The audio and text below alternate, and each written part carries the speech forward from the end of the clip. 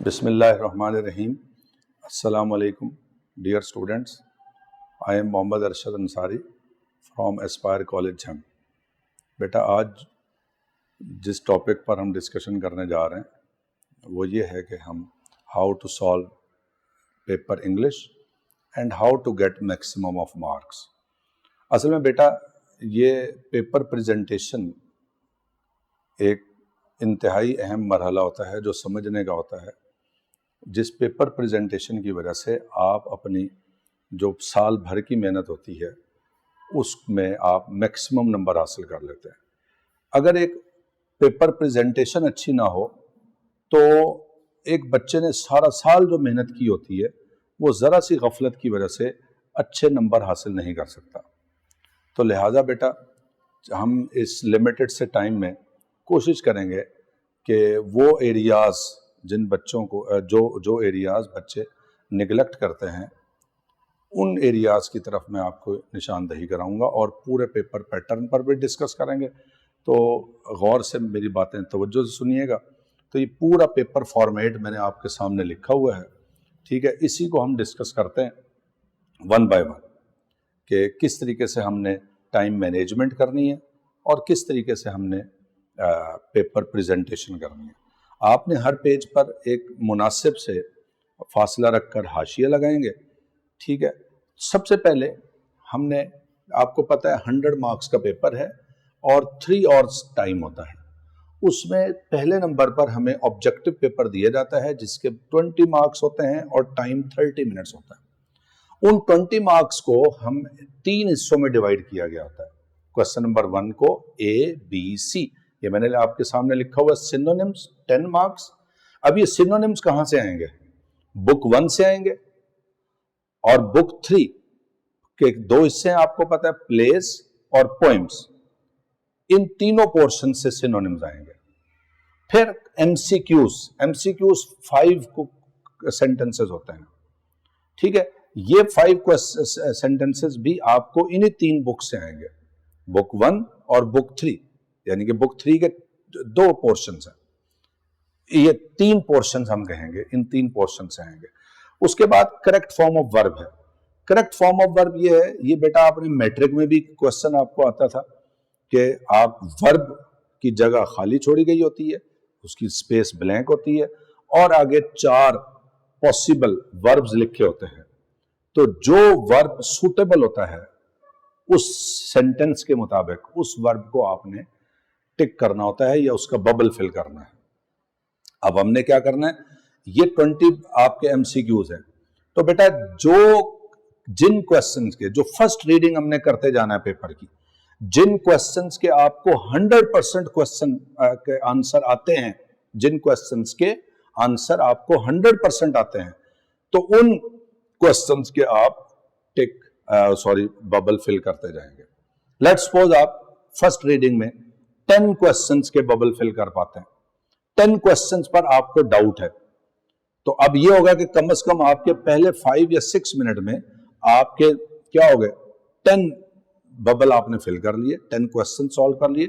अब आपका क्या होता है, अब आपकी जो पेपर की एक अलग से एक टेंशन होती है, वो टेंशन आपकी रिलीफ हो जाती है कि मैंने जनाब 10 क्वेश्चन सॉल्व कर लिए।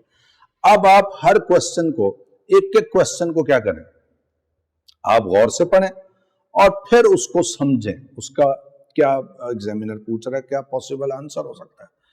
अब आप पेनिट्रेट करके सोच समझ के उन क्वेश्चंस के, जैसे मैंने आपको पहले बताया कि इंसान जो वक्त गुजरता है, वो जो इम्तिहान का आप इंसान पर प्रेशर होता है, इम्तिहान का साइकोलॉजिकल प्रेशर होता है, बर्डन होता है, वो रिलीव होना शुरू हो जाता है। फिर इंसान को बाज़ औक़ात जो बातें भूली हुई होती हैं वो भी रिकॉल कर रहा होता है। तो इस तरह आप जो बाकी मांदा 8 या 10 शॉर्ट क्वेश्चन वो एमसीक्यूज रह गए थे, वो आप उसके बबल फिल करेंगे। इस तरीके से आपने 2 या 3 रीडिंग करके आपने बबल फिल करने हैं। होता है, ऐसे नहीं करना कि आप पहला क्वेश्चन पढ़ें, अगर वो नहीं आता आपको वो सोचने बैठ जाएं। नहीं, अगर नहीं आता उसको स्किप करें, अगले क्वेश्चन पर आए।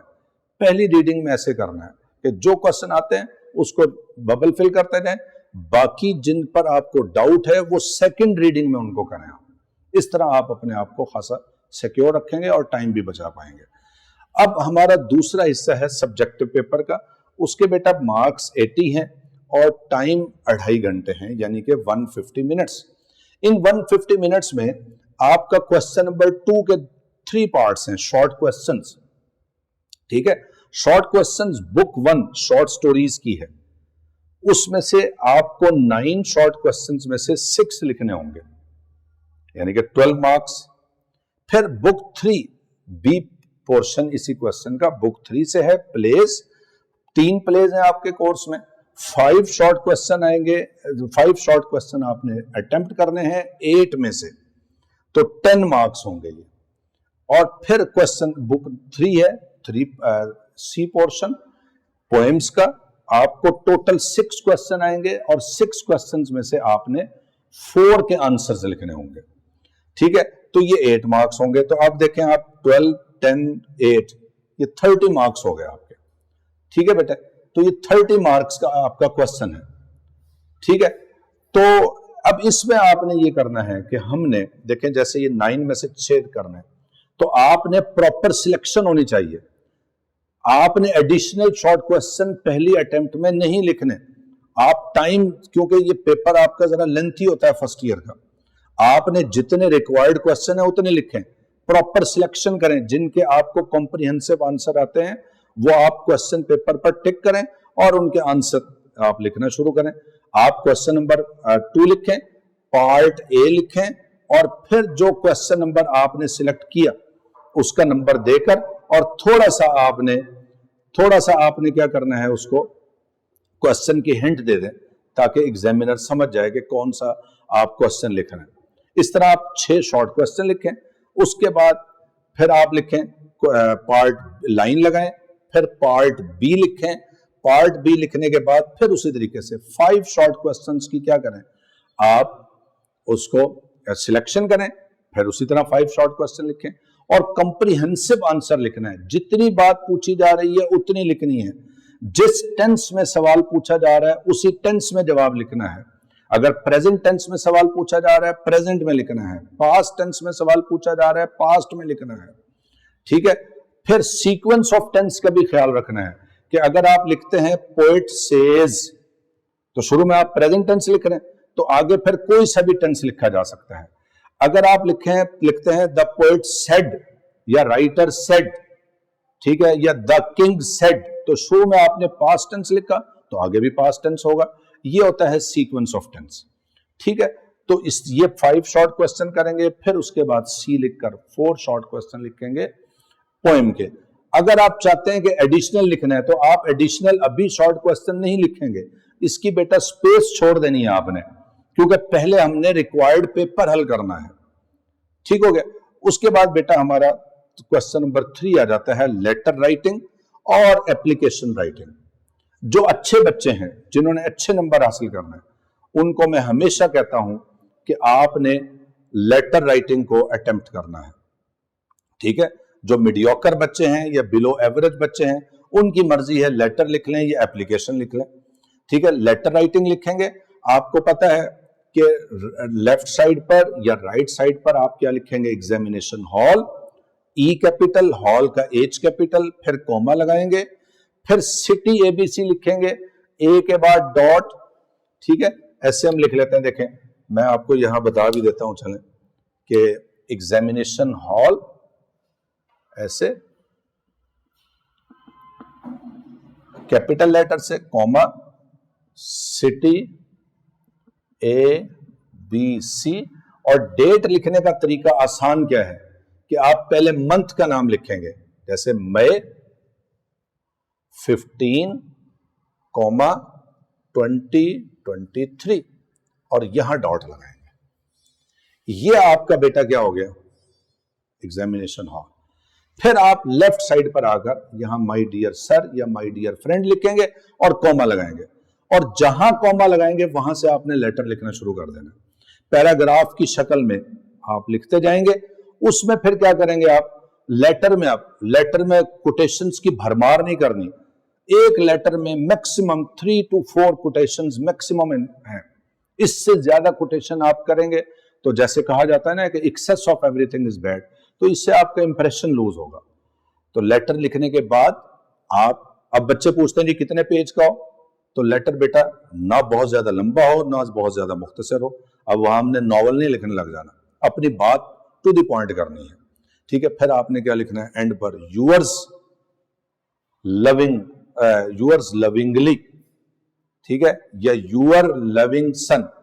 मैं इसका एक बड़ा शॉर्टकट सा है कि जो अल्फाज एल वाई पर खत्म होते हैं, जैसे लविंगली, सिंसियरली, ओबीडियंटली, इसके साथ हम यूअर्स लगाते हैं। और यूअर्स के साथ कभी भी बेटा ये यूअर्स ऐसे लिखेंगे, अपॉस्ट्रोफी नहीं लगाई जाएगी कभी भी।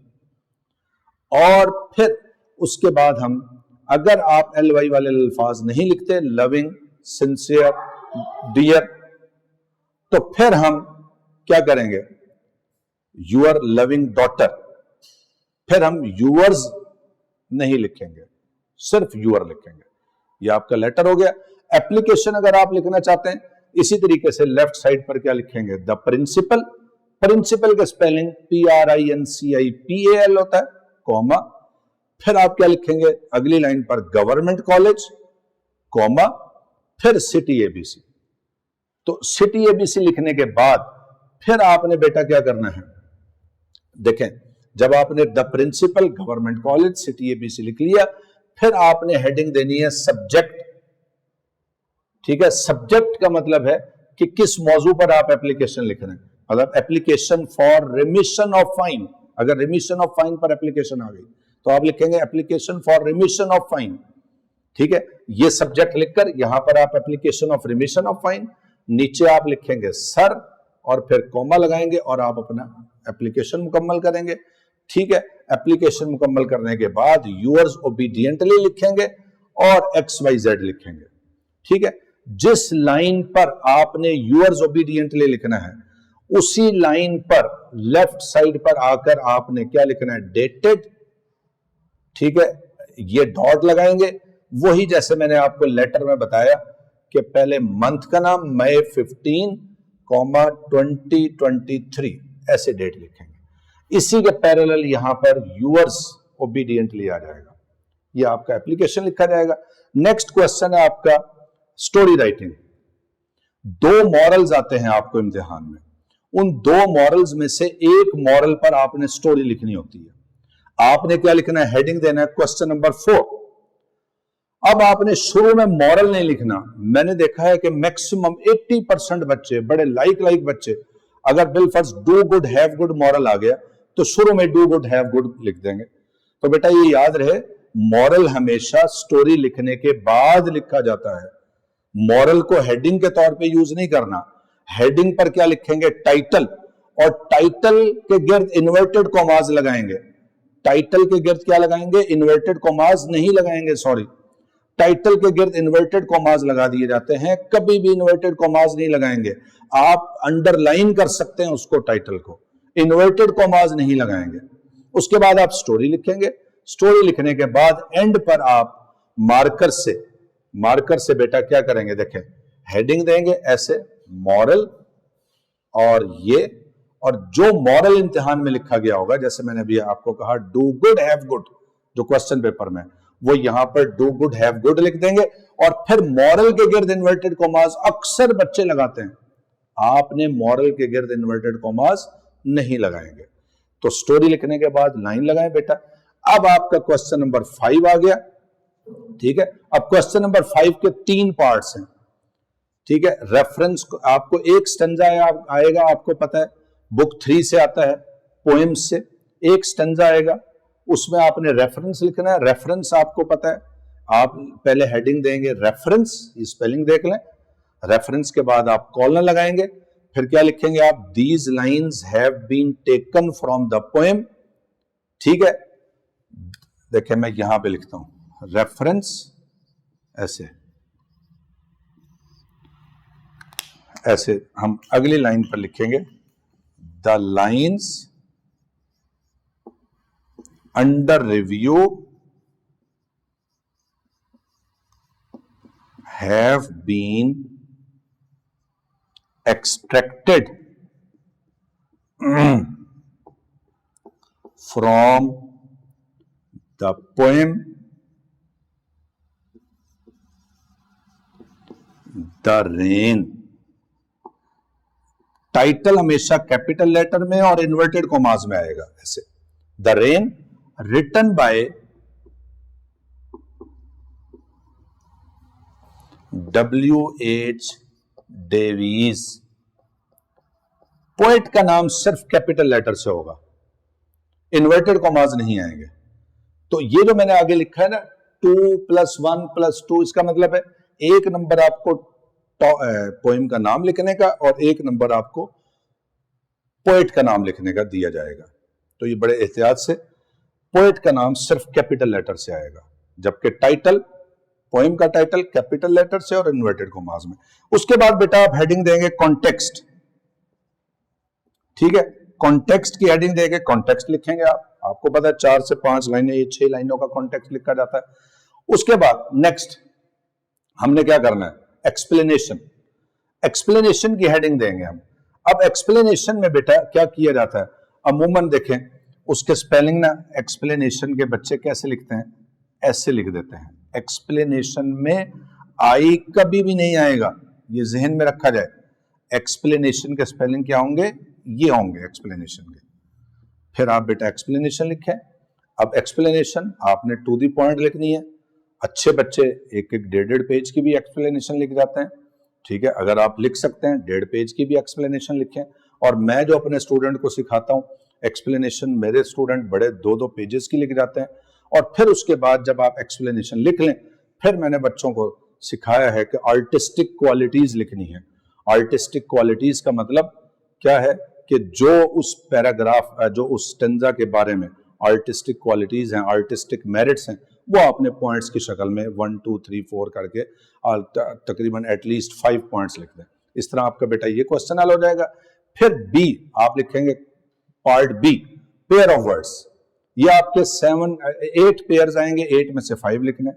आप क्या करें, आप एक पेयर लफ्ज लिखें. ठीक है, बिलफर्ज आप लिखते हैं एक्सेप्ट, ACCEPT. ठीक है, अंडरलाइन करें और अगली लाइन पर इसका जुमला लिखें. इस तरह आपने 5 पेयर्स लिखने हैं. यहां पर आप, क्योंकि पेयर लिखने में इतना टाइम नहीं लगता, अगर आप एडिशनल लिखना चाहें 6ठा 7वां वो लिख लें. उसके बाद सी पोर्शन, पंक्चुएशन. पंक्चुएशन बेटा बुक 1 से आती है. पंक्चुएशन क्या होती है कि आपको ये बुक 1 से 2 लाइनें, 1 या 2 लाइन आएंगी और स्मॉल इंग्लिश में लिखी हुई होंगी. आपने कैपिटलाइज भी करना होगा उसको, आपने इन्वर्टेड कॉमास भी लगाने होंगे, आपने कॉमा भी लगाना होगा, आपने फुल स्टॉप भी लगाना होगा, सेमी कॉलन भी, कॉलन भी, जो अलामात उस लाइन में यूज होती हैं, जो साइंस यूज होंगे वो आपने यूज करना है. उसको फिर ऐसे करें आप, मैं हमेशा एडवाइस करता हूं कि आपकी जो आंसर शीट होगी, उस आंसर शीट के आखिरी पेज पर उसको पहले सॉल्व कर लें, एक रफ. जब आप देखें कि मैंने सही साइंस लगा लिए, सही कैपिटलाइज कर लिया, फिर आप उसको वहां से रफ साइड से उठाकर उसकी एक जगह पर लिखें. देखें ये क्वेश्चन नंबर 2 के 3 पार्ट्स हैं और क्वेश्चन नंबर 5 के 3 पार्ट्स हैं.